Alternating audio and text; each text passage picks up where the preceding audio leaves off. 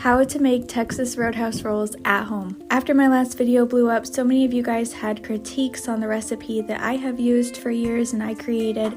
So instead of getting upset about those, I decided to use them in this video to teach you guys how to make these rolls, which are incredible. Put 1 1/4 cups of milk in a pan over medium heat.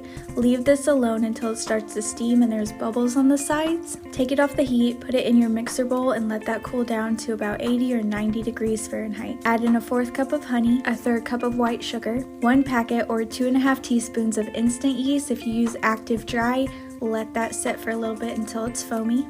1/2 teaspoon of salt, 1 egg, make sure it's room temperature, this is so important. 4 tablespoons of melted butter, make sure it's not too hot. You're going to add in 2 cups of all-purpose flour.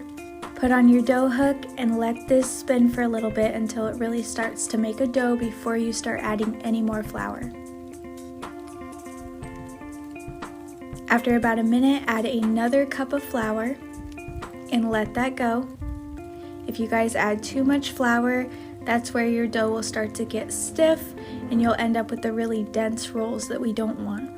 Add another 1/2 cup of flour and then it should start to pull away from the sides of the bowl like this. When it gets to this point, we're going to start to hand knead it. Put about 2 tablespoons of flour on your surface and we're going to put our dough on there and we're going to start to knead. If you have never kneaded dough before, it's very simple.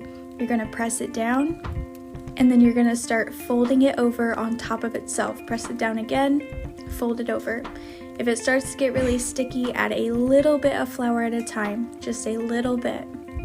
You're going to want to set a timer and knead this for about 5 minutes.